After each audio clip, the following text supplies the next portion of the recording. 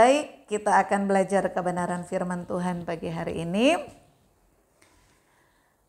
Judul firman Tuhan adalah memiliki percaya yang benar. Percaya, ya. Saudara yang kekasih, pengertian percaya yang pertama kalau menurut kamus artinya percaya adalah mengakui atau yakin bahwa sesuatu memang benar atau nyata.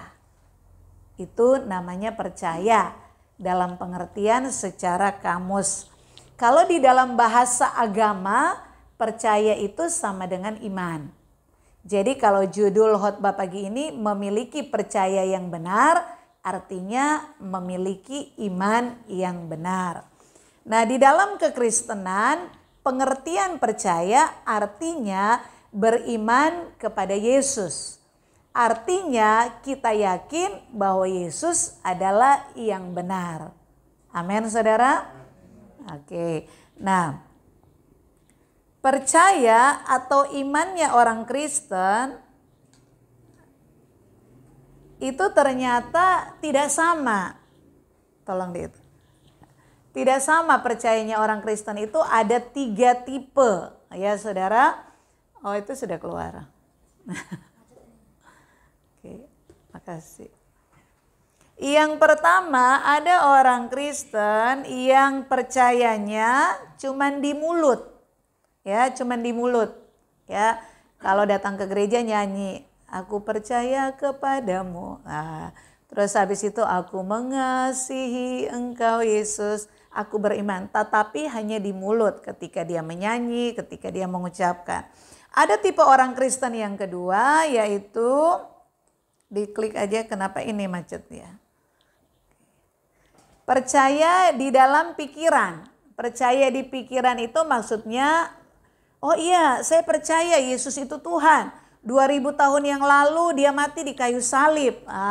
Dia menebus dosa saya. Itu percaya di dalam pikiran. Biasanya karena dia mendengar khotbah atau dia baca Alkitab. Jadi percayanya di dalam kepala, artinya pengaminan akali. Tetapi ada percaya yang selanjutnya adalah percaya di dalam tindakan. Amin, saudara. Nah, percaya dalam tindakan ini, percaya yang dibuktikan melalui perbuatan, inilah percaya yang benar. Ini yang akan kita belajar pagi hari ini. Sehingga saudara bukan jadi orang Kristen yang hanya memiliki percaya di mulut, yang hanya memiliki percaya di kepala. Tetapi saudara jadi orang Kristen yang sejati, yang percaya, yang beriman, yang dibuktikan melalui perbuatan. Amin. Coba saudara lihat di atas itu, saudara dari 3 tipe ini, saudara tipe yang mana?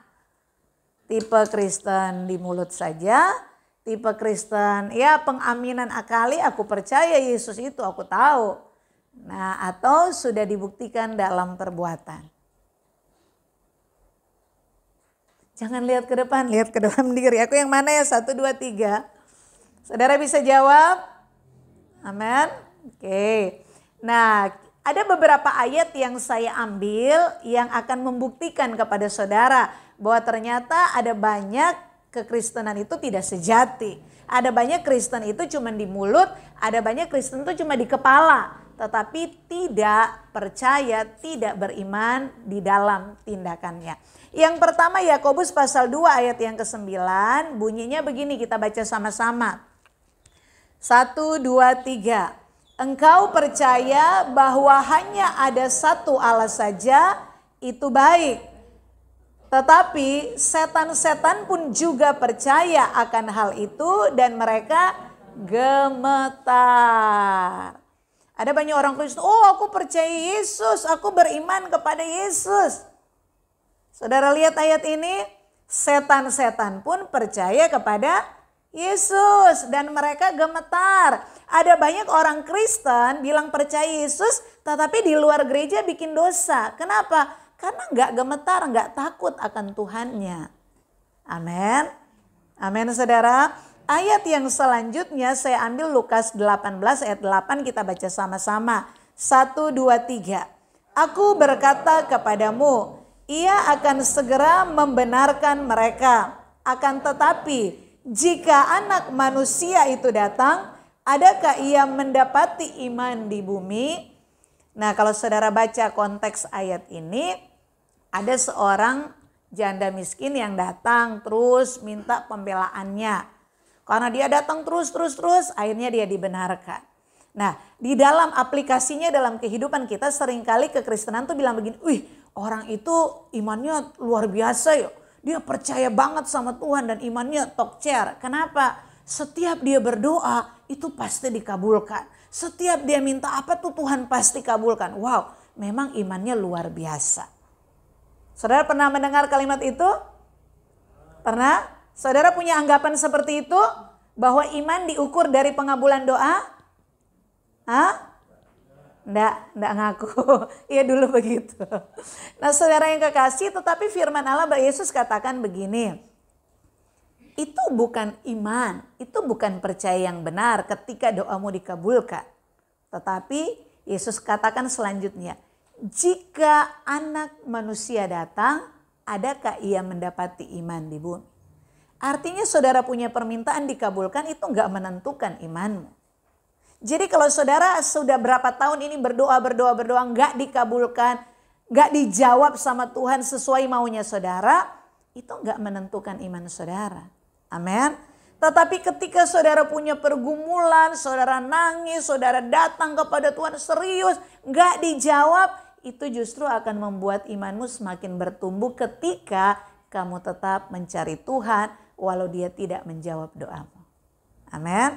Karena Yesus bilang ketika Anak Manusia datang, adakah mendapati iman di bumi? Jadi iman tidak diukur dari pengabulan doa.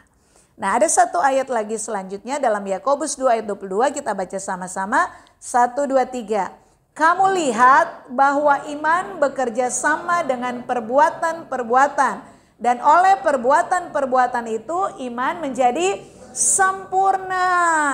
Judul khotbah pagi ini memiliki percaya yang benar, memiliki iman yang benar. Yakobus katakan, kamu lihat bahwa iman itu bekerja sama dengan perbuatan.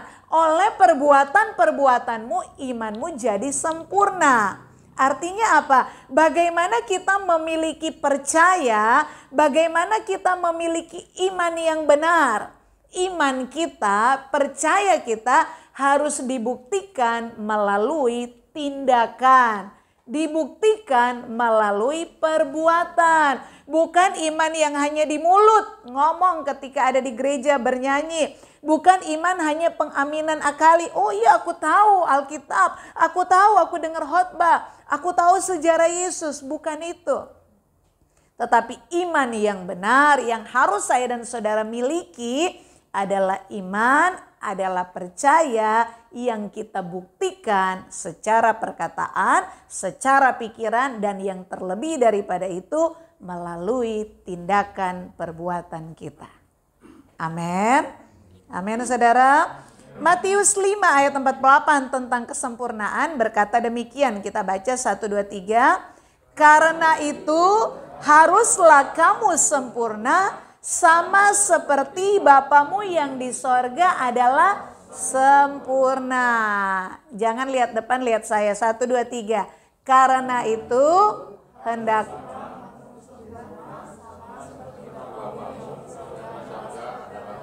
Amin. Ini yang ngomong tentang ayat ini siapa?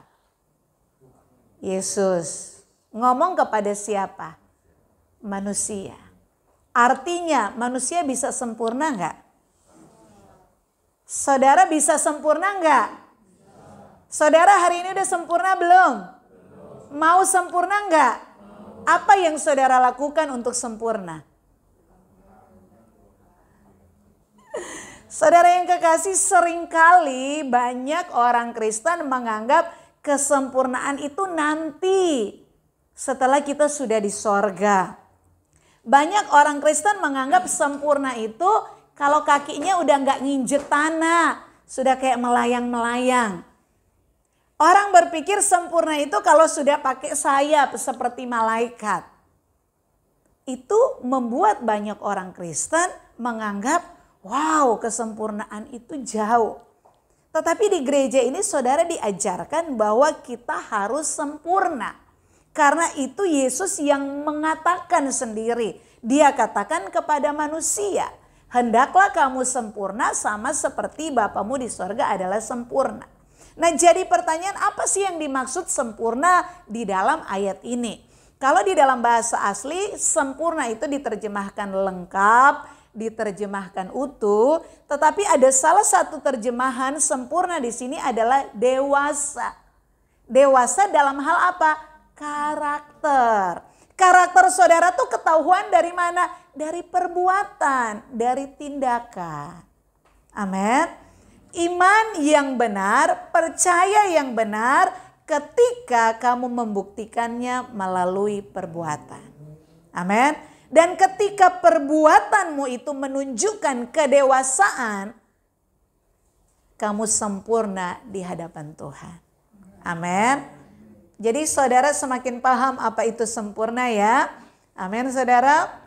Oke, kita akan melihat bahwa percaya yang benar. Baca sama-sama. Dibuktikan melalui perbuatan. Bukan hanya di mulut atau persetujuan pikiran. Setuju ya saudara ya? Amin saudara. Jadi kalau saudara belajar Alkitab, Alkitab itu mudah dipahami. Karena Alkitab itu ditujukan kepada manusia. Dan manusia itu kan pendidikannya berbeda-beda. Kemampuan memahaminya berbeda-beda. Tetapi kalau Allah mengizinkan saudara punya Alkitab, tujuan Allah cuma satu. Saudara bisa paham apa isi Alkitab. Kalau saudara mau belajar. Dan kalau saudara belajar ternyata ayat-ayat Alkitab itu ada saling berhubungannya, ada sangkut pautnya. Contohnya, iman yang benar seperti apa sih? Percaya yang benar seperti apa sih? Oh, percaya yang benar, iman yang benar itu sama dengan perkataan Yesus di Matius 5 ayat 48. Sempurna. Sempurna dalam hal apa? Dalam hal dewasa karakter. Karena ketika karakter kita dewasa, karakter itu dilihat dari perbuatan. Dan ketika perbuatan kita dewasa sesuai standar firman Allah, itulah iman yang benar. Itu yang dikehendaki oleh Allah. Karena kalau hanya sekedar percaya, iblis pun percaya Yesus. Amin. Bahkan mereka gemetar. Tetapi kekristenan yang sejati bukan hanya tahu Yesus itu siapa, bukan hanya di mulut berkata aku percaya, tapi dibuktikan melalui perbuatan bahwa Tuhan tolong saya, Tuhan tidak tolong saya, aku tetap percaya kepada Dia. Amin. Ada satu kisah di Alkitab yang saya sangat terkesan tentang Sadrak, Mesak, Abednego. Tahu ya? Kitab Daniel. Mereka itu akan dibuang ke api yang menyala-nyala. Tetapi mereka berkata apa? Tidak takut. Dan satu kalimat yang keluar dari mulut mereka. Kalau Tuhan mau tolong kami, Tuhan sanggup menolong. Tetapi kalau Tuhan tidak menolong kami akan tetap percaya kepada Dia. Amin saudara. Amin. Artinya dibuktikan dengan perbuatan. Aku beriman kepada Tuhan. Karena dia beriman kepada Tuhan yang benar, dia dimasukin ke dalam api yang menyala-nyala. Tetapi ketika ada ancaman dimasukkan ke dalam api, dia tetap berkata, walaupun aku masuk dalam api, aku tetap percaya kepada Tuhan. Amin. Nah, ada banyak orang Kristen, saya dan saudara, kadang-kadang kalau Tuhan tolong, iman kita seperti semangat naik level. Tuhan jawab doa, iman bertambah. Tetapi jadi pertanyaan, ketika kamu berdoa Tuhan tidak menjawab. Ketika kamu dalam keadaan susah seakan-akan Tuhan biarkan. Ketika kamu dalam pergumulan seakan-akan jalan buntu semuanya. Pertanyaannya, apakah kamu tetap percaya kepada Tuhan? Enggak ada gereja-gereja lagi. Oh, amin saudara. Makanya Yesus berkata, jika Anak Manusia datang, saudara kan percaya Yesus akan datang kedua kali, amin? Yesus tanya, adakah aku mendapati iman di muka bumi? Iman yang seperti apa? Iman yang dibuktikan melalui perbuatan. Dan ternyata itu sangat sedikit. Itu sangat sulit. Tapi saya percaya kalau Tuhan mengizinkan saudara mendengar kebenaran firman pagi ini, saudara adalah calon-calon. Amin. Orang-orang yang memiliki iman sejati. Memiliki percaya yang benar yang dibuktikan melalui perbuatanmu. Amin. Jangan buang kesempatan ini. Menjadi pertanyaan, perbuatan yang seperti apa yang bisa membuktikan bahwa aku punya percaya yang benar? Yang pertama, perbuatan kepada Allah. Yang kedua, perbuatan kepada sesama. Yang ketiga, perbuatan kepada diri sendiri. Iman kita menjadi sempurna ketika iman kita, percaya kita dibuktikan melalui perbuatan. Nah, sekarang jadi pertanyaan, perbuatan yang macam apa itu? Nah, perbuatan kita ditujukan kepada 3. Yang pertama kepada Allah, yang kedua kepada sesama, yang ketiga kepada diri kita sendiri. Yang pertama, perbuatan kepada Allah. Dalam Yohanes 4 Yohanes 4 ayat 34, Yesus berkata apa? Makananku melakukan kehendak Bapa yang mengutus aku. Artinya imanmu, percayamu menjadi percaya yang benar ketika kamu hidup melakukan kehendak Allah. Ketika kamu orang Kristen datang ke gereja dengar khotbah mengampuni, nggak bisa mengampuni. Dengar khotbah mengasihi, nggak bisa mengasihi. Dengar khotbah harus melayani, nggak mau ambil bagian dalam pelayanan. Kamu tidak melakukan kehendak Allah, kamu tidak punya percaya yang benar di hadapan Tuhan. Amin. Amin. Percaya yang benar dibuktikan melalui perbuatanmu kepada Allah ketika kamu melakukan kehendak Allah. Ada contoh di dalam Alkitab, yaitu Abraham. Abraham disebut bapak orang beriman. Abraham disebut bapak orang percaya. Kenapa Abraham mendapat predikat bapak orang beriman? Kenapa Abraham mendapat predikat sebagai bapak orang percaya? Karena dia punya perbuatan. Perbuatannya kapan? Ketika dia tinggal di Ur Kasdim. Ur Kasdim itu satu negeri yang sudah maju. Dan sudah punya rumah di sana yang berbatu. Tetapi ketika Allah berkata, Bram, kamu keluar, tinggalkan negerimu, tinggalkan sana keluargamu, ke tempat yang aku akan tunjukkan. Gak tahu di mana. Dia jadi pengembara, Abraham tuh pengembara. Tetapi ketika Abraham mendengar, dia tahu apa maunya Allah, dia nurut. Dan selanjutnya ketika dia sudah punya anak yang dinanti 25 tahun. Dan dalam penantian itu ada kasus lahir anak yang lain dari pembantunya.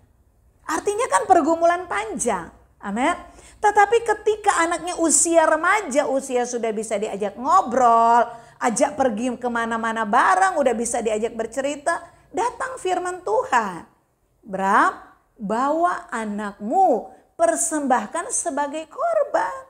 Apa yang Abraham lakukan? Nurut, melakukan kehendak Allah. Dari pengalaman ketaatan Abraham melakukan kehendak Allah, disebutlah dia sebagai bapak orang percaya, bapak orang beriman. Itu iman yang benar, itu iman yang hidup, itu iman yang sejati. Ketika saudara pengen memiliki percaya yang benar di hadapan Tuhan, cuma satu syarat. Yang pertama, buktikan bahwa perbuatanmu adalah perbuatan yang selalu melakukan kehendak Allah. Amin. Ketika kamu mendengar firman itu kehendak Allah, kamu tidak melakukannya, kamu tidak pernah memiliki iman yang benar di hadapan Tuhan. Yang kedua, perbuatan kepada sesama. Dalam Matius 25 ayat 31 sampai 46 itu bicara penghakiman terakhir. Itu manusia di hadapan Allah dalam penghakiman hanya ada 2 kelompok. Yang domba, yang kambing. Yang domba yang berkenan akan diperkenankan tinggal bersama Allah, itu dari mana? Kriterianya apa? Mengasihi sesama. Ketika aku lapar kamu memberi aku makan. Ketika aku tidak punya pakaian, kamu beri aku pakaian. Ketika aku sakit, ketika aku dalam penjara, kamu datang mengunjungi aku. Orang-orang bertanya, kapan kami kasih kamu minum? Kapan kami kasih kamu makan? Kapan kami kunjungi kamu? Yesus berkata apa? Ketika kamu melakukan untuk sesamamu, itu sama dengan kamu melakukan untuk aku. Amin. Ketika saudara pengen menjadi orang Kristen yang memiliki iman, yang memiliki percaya yang benar, sehingga ketika Yesus datang, dia menemukan saudara memiliki iman, memiliki percaya yang benar. Salah satu syarat, buktikan perbuatanmu kepada sesama bahwa kamu menerima mereka apa adanya, bahwa kamu peduli dengan mereka. Amin. Saudara tahu cerita tentang Lazarus dan orang kaya? Tahu ya? Itu perumpamaan yang Yesus sendiri ucapkan. Dan itu satu-satunya perumpamaan yang menceritakan tentang sorga dan neraka. Yang menggambarkan. Tahu ya semua ya? Pertanyaannya kenapa orang kaya tuh masuk ke dalam neraka dalam perumpamaan itu? Apa alasan dia masuk ke dalam neraka? Karena dia kaya? Bukan. Kenapa dia masuk neraka? Karena dia tidak peduli dengan sesamanya yang membutuhkan. Amin. Mengerti? Semiskin-miskinnya saudara, ketika ada Lazarus yang Tuhan kirim di samping saudara, berarti dia lebih miskin dari saudara. Artinya apa? Saudara mampu menolong dia. Seringkali kita tidak peduli dengan sesama, tidak melakukan karena, aduh Tuhan aku aja kurang, aku aja nggak cukup. Kalau kamu lihat ke atas, kamu selalu kurang. Tetapi ketika kamu buka matamu ke bawah, ada banyak orang yang lebih kurang dari kamu. Dan Tuhan izinkan mereka kamu lihat ada di dekatmu untuk menguji hatimu. Bagaimana sikapmu, bagaimana perbuatanmu memperlakukan mereka. Karena perbuatanmu itu yang menunjukkan apakah kamu dewasa dalam karakter atau tidak. Perbuatanmu itu yang akan menentukan kamu di penghakiman. Manusia akan mati, kemudian dihakimi berdasarkan perbuatan. Makanya ketika ada orang-orang yang menyusahkan kamu di sekelilingmu, katakan terima kasih Tuhan. Ini orang-orang yang membawa aku ke sorga. Amin. Rubah cara berpikir. Jangan bilang gak ada. Jangan. Kesempatan, kemungkinan tidak akan datang kedua kali. Amin. Oke. Dan yang terakhir, perbuatan macam apa yang membuat kita memiliki iman yang benar di hadapan Tuhan?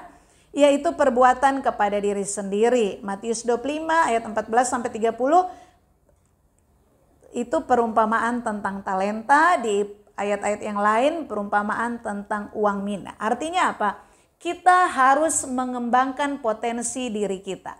Kita harus bertanggung jawab atas talenta yang ada di dalam kita.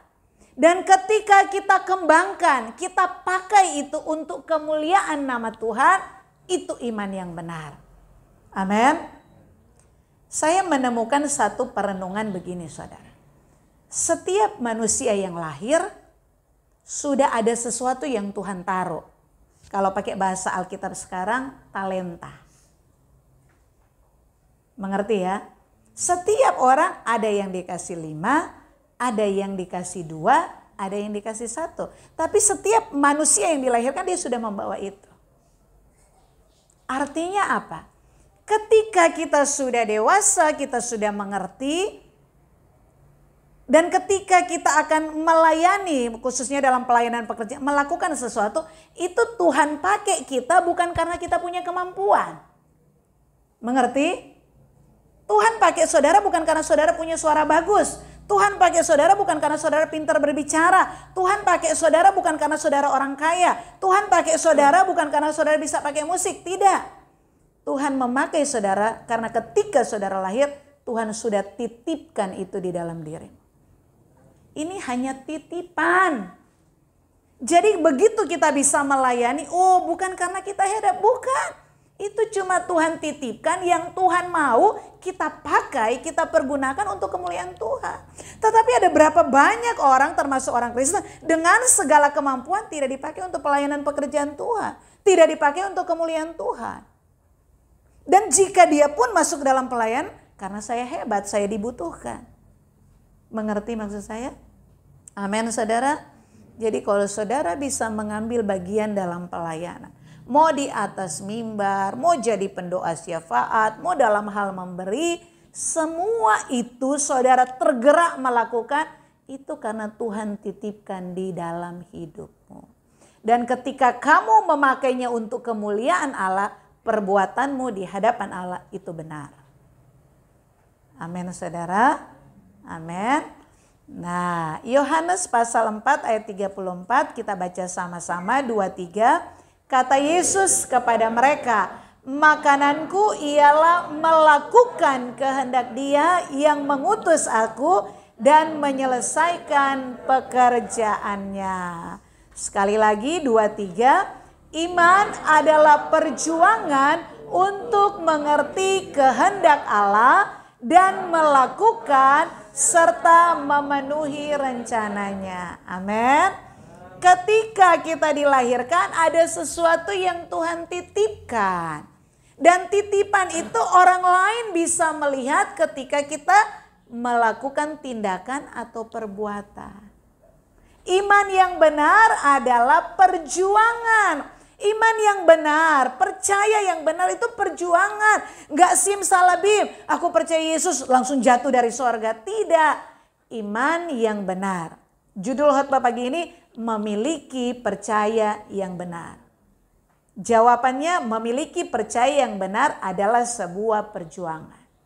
Perjuangan dari mana? Dari belajar mengerti apa itu kehendak Allah. Dan ketika kita sudah tahu apa kehendak Allah, lakukan dalam hidup kita. Selesaikan bagian kita sebelum kita mati. Semua kita pasti mati. Masalahnya ketika kamu hidup, kamu melakukan gak kehendak Allah? Jangankan melakukan, Bu Pendeta, ngerti aja aku gak tahu. Itulah sebabnya saudara perlu mendengar khotbah. Itulah sebabnya di rumah saudara perlu baca Alkitab setiap hari. Itulah sebabnya mengapa di rumah saudara dianjurkan punya saat teduh minimal 30 menit. 1 jam lah yang normalnya, setiap hari punya waktu pribadi dengan Tuhan. Kenapa? Karena kehendak Tuhan kita tahu dari mana? Kita tahu ketika kita punya persekutuan dengan Dia. Dan Tuhan sangat rindu menyatakan isi hatinya. Cuma kadang-kadang kita tuh terlalu sibuk, sana sibuk, sini muter, sana muter, sini ambisi, rencana. Nah makanya ketika saudara lagi mengejar cita-cita seakan-akan pintu terbuka dan Tuhan bikin tek seakan-akan semua gagal, justru itu Tuhan mengasihimu. Supaya apa? Supaya kamu kembali mengarahkan hati dan matamu kepada Tuhan. Amin. Jadi kalau saudara setia kepada Tuhan, rajin gereja, mengasihi Tuhan, kegagalan, jalan buntu, semua Tuhan izinkan. Karena Tuhan mau kamu memiliki iman, memiliki percaya yang benar. Amin. Tapi seringkali dari kacamata manusia, Tuhan kok begini, dan bawaannya kita mengeluh, bawaannya kita marah, kita lupa Alkitab sudah mencatat tentang kehidupan bangsa Israel. Karena bersungut-sungut mereka tidak layak masuk tanah perjanjian. Amin. Tapi saya berdoa ketika saudara mendengar kebenaran firman, Roh Kudus bekerja atas hidupmu, ada cara berpikir baru yang terbentuk di kepalamu. Sehingga kamu punya kerinduan memiliki iman yang benar. Amin. Kita baca sama-sama 1, 2, 3. Memiliki percaya yang benar sama dengan sempurna. Percaya yang benar dibuktikan melalui perbuatan. Hidup dalam kehendak Allah, menjadi berkat bagi sesama, dan mengembangkan potensi diri yang Tuhan sudah titipkan. Amin. Tuhan memberkati. Selamat berjuang memiliki percaya yang benar. Ingat, hidup hanya satu kali, kesempatan satu kali. Ketika saudara tidak menggunakan kesempatan ini, saudara akan menjadi orang yang terbuang di hadapan Allah. Ketika saudara merespon, menghargai, dan mau buktikan kedewasaan karakter melalui tindakan, perbuatan yang melakukan kebenaran firman, Tuhan menantimu di langit yang baru, bumi baru. Haleluya.